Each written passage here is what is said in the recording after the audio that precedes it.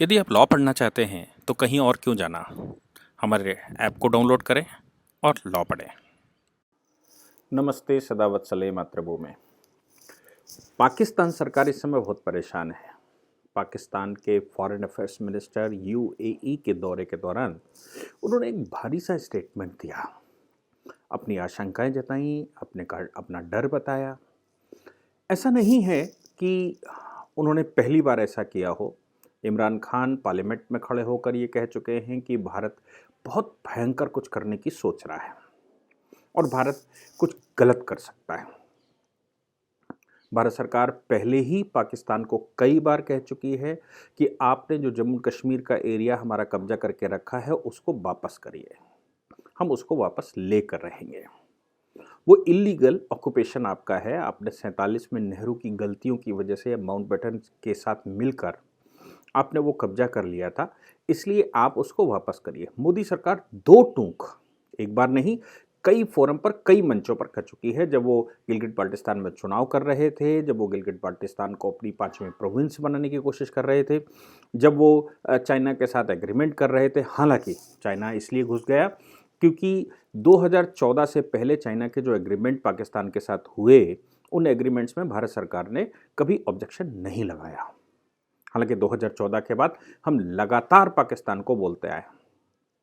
इस विषय पर टिट फॉर टैट उरी हमला उन्होंने किया तो हमने उनको सर्जिकल स्ट्राइक किया, उसके बाद हमने उनको एयर स्ट्राइक करके बताया, उनके केंद्र सारे नष्ट किए जहां पर वो टेररिस्ट पालते हैं। हमने अब सीधी पॉलिसी बनाई है कि हम भारत को बैटलफील्ड नहीं बनने देंगे। हम वो एरिया जो भारत का है लेकिन आपने कब्जा करके रखा है और जहां आप टेररिस्टों की फसल बोते हैं, हम उस एरिया को ही बैटलफील्ड बनाकर उसको समाप्त कर देंगे। आपके ये जितने प्रोपोगंडा चलते हैं, जितने टेररिस्ट ऑर्गेनाइजेशन या टेररिस्टों के ट्रेनिंग सेंटर, हमारे लिए ही नहीं पूरे वर्ल्ड के लिए जो आप सप्लाई करते हैं, हम सबको नष्ट कर देंगे। क्लियर कट प्रधानमंत्री मोदी लगातार कह चुके हैं कि आपको छोड़ा नहीं जाएगा, आपको किसी प्रकार से माफ नहीं किया जाएगा। इस पाकिस्तानी प्रोपेगेंडा मैं पहले ही कह रहा था, कई बार मैं बोल चुका हूं कि हो सकता है दिसंबर जनवरी से पहले या फरवरी के टाइम पर हमको वो हिस्सा वापस लेना था, लेकिन वो सीएए के प्रोटेस्ट भारत में कर दिए गए, या फिर चाइना ने एक बार उनको बचाने का प्रयास किया और चाइना ने उनको बचाने का प्रयास गलवान घाटी में सारा डिस्टर्बेंस करके किया। उनको लगा था चाइना को कि हम अगर भारत के साथ कन्फ्लिक्ट पैदा कर लेंगे तो फिर भारत का दिमाग इधर कॉन्सेंट्रेट हो जाएगा और पाक ऑक्युपाइड जम्मू कश्मीर भारत जो उन पर कब्जा करने जा रहा है या वापस लेने जा रहा है, उससे उसका दिमाग भटक जाएगा, मिलिट्री ऑर्गेनाइजेशंस इधर लग जाएंगी, मिलिट्री ऑपरेशंस इधर लग जाएंगे। ये चाइना की पॉलिसी रही होगी। मैं इन दोनों ही पॉलिसीज पर आपको बता चुका हूं। तीसरा, अभी चाइना जब बहुत फंस गया खुद के ही, वो कहते हैं ना कि गले की हड्डी ना निगलते बनती है ना उगलते बनती है, तो चाइना के गले की हड्डी बन गए मोदी जी। और ऐसी हड्डी बने कि पूरे विश्व से चाइना को कट ऑफ करना पड़ा। यूएस सीधा सीधा साउथ चाइना सी में खड़ा हो गया। हमने बहुत सारे एग्रीमेंट साउथ चाइना सी के लिए कर लिए। हमने अपनी बॉर्डर रोड ऑर्गेनाइजेशन ने बड़ी तेज़ी से काम करना शुरू कर दिया। यहाँ तक कि अभी अभी 2 दिन पहले हमने कहा कि हम 5.5 मीटर जो चौड़ाई होती थी रोडों की, हाईवेज की, बॉर्डर की, उसको अब 10 मीटर करने जा रहे हैं। यानी कि जिस समय सेना ने कहा कि हमारे जो वाहन हैं वो आसानी से वहाँ फ्लो नहीं कर पाते हैं, इसलिए उन जगहों पर इन इन जो हमारे बॉर्डर की एरिया हैं, इन पर हमें चौड़ी रोडें चाहिए। सरकार ने उसको अप्रूवल दे दिया। यानी कि हम बिल्कुल तैयार हैं, चाहे वो चाइना हो चाहे वो पाकिस्तान हो। और चाइना को ये बात बिल्कुल समझ में आ गई कि भारत गिलगिट बाल्टिस्तान को वापस लिए बगैर नहीं मानेगा। इसलिए चाइना ने अभी कुछ समय पहले ही, 2 महीने पहले, 1.5 महीने पहले, जिस समय गलवान इशू चल रहा था, उसके जस्ट बाद अपनी सारी सेनाएं और अपने जो कर्मचारी थे वो गिलगिट बाल्टिस्तान से वापस बुला लिए। गिलगिट बाल्टिस्तान में स्वयं का डिस्टर्बेंस बहुत चल रहा है। बाबाजान को हमने देखा कि वो एक्टिविस्ट हैं, वो लगातार कह रहे हैं, या मंजूर परवाना लगातार कह रहे हैं कि नहीं, हम अगर भारत का हिस्सा हैं तो भारत सरकार मेरी मदद करे। भारत अगर अपना हिस्सा हमको मानते हैं तो भारत सरकार मदद करे। जो पाकिस्तान हमारे रिसोर्सेज को लूट रहा है, उस रिसोर्सेज को आप बचाइए। शाह महमूद कुरैशी यूएई पहुंचे इस विषय पर, और यूएई में उन्होंने जो स्टेटमेंट दिया, आपको पता है, मैंने पीछे भी बताया था कि यूएई ने जिस समय इजराइल के साथ एग्रीमेंट किया है, पाकिस्तान का पत्ता साफ हो गया, आईओसी से भी पाकिस्तान का पत्ता साफ हो गया। आप समझ सकते हैं कि सऊदी अरेबिया ने पाकिस्तान को किस स्तर पर घसीटा। यूएई में अभी भारत के मिलिट्री हेड या कमांडर नरवणे जी को अभी उन्होंने सर्वोच्च सम्मान दिया, और उसके बाद ही यूएई भारत के खेमे में साफ दिखाई दिया, मोदी जी के पक्ष में खड़ा दिखाई दिया। अब ये जो नकली मुसलमान पाकिस्तान के हैं, मैं नकली मुसलमान इसलिए कहता हूँ क्योंकि बेसिकली ये हिंदू है, ये राम और कृष्ण के ही वंशज हैं, किसी प्रकार से भी ये बरगलाने से कन्वर्ट हो गए और अपने पूर्वजों को ये अरब में ढूंढ रहे हैं, इसलिए भटके हुए इंसान हैं, क्योंकि इनके पूर्वज भारत में ही पाए जाते हैं।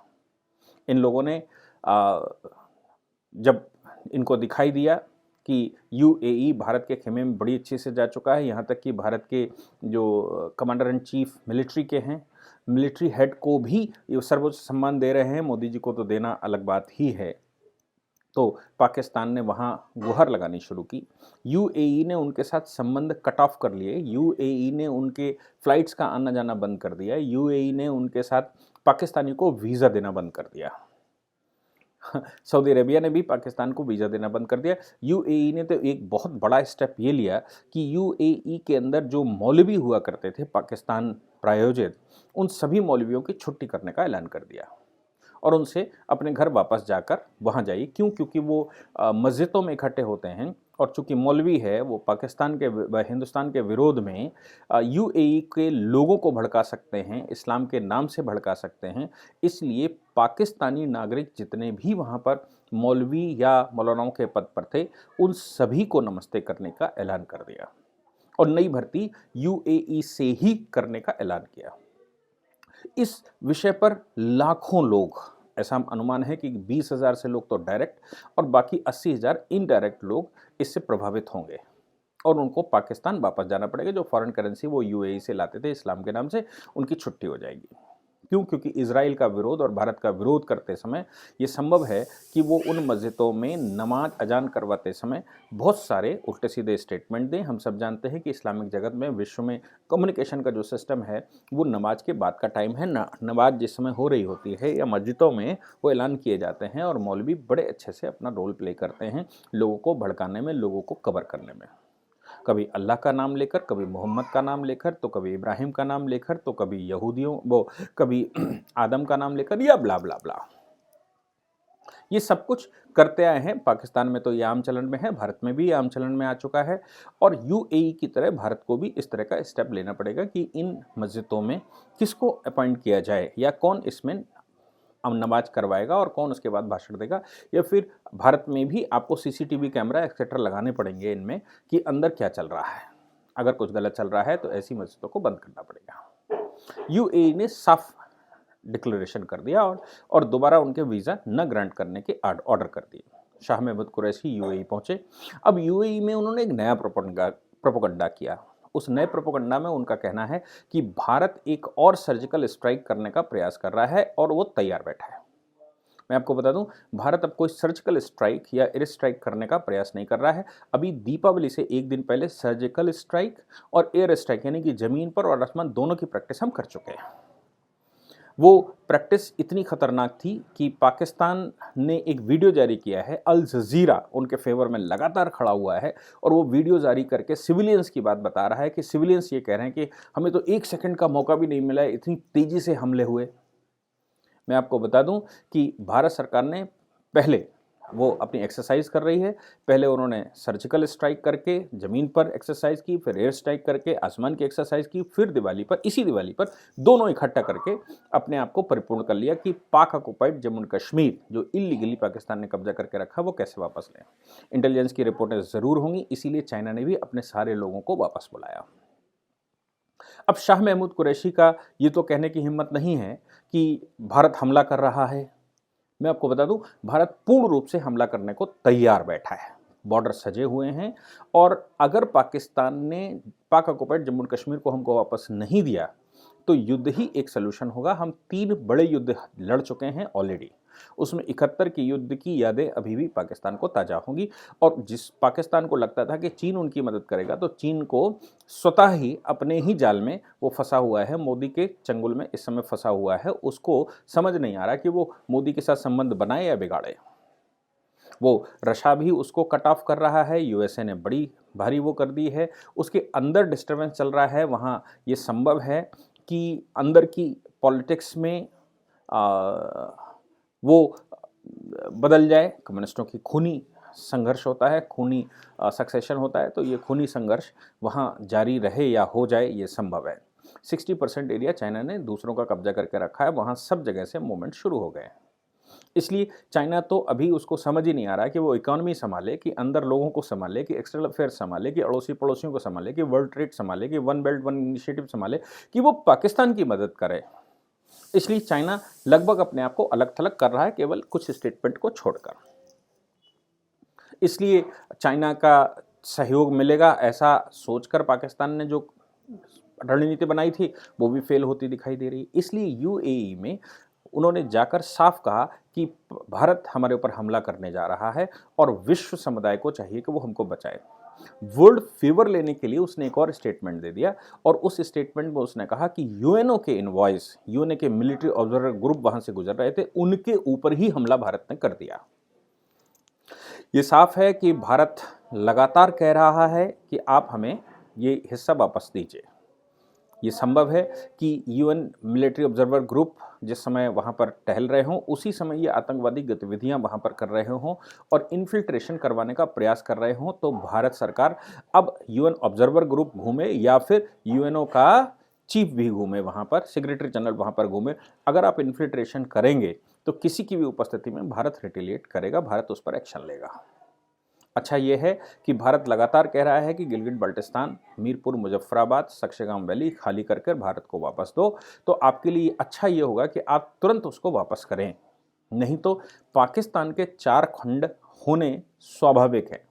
बलूचिस्तान अलग को मांग रहा है, सिंध में हम सब देख रहे हैं, सिंध ने पूरा विरोध कर दिया था अभी पीछे। उनके आईएएस आईपीएस, वो आईएएस आईपीएस मैं कह रहा हूँ, उनके जो कैडर के अधिकारी थे उन्होंने इस्तीफे दे दिए थे, और मिलिट्री वर्सेस जनता वहाँ पर चल रहा है, सरकार वर्सेस जनता भी वहाँ चल रहा है।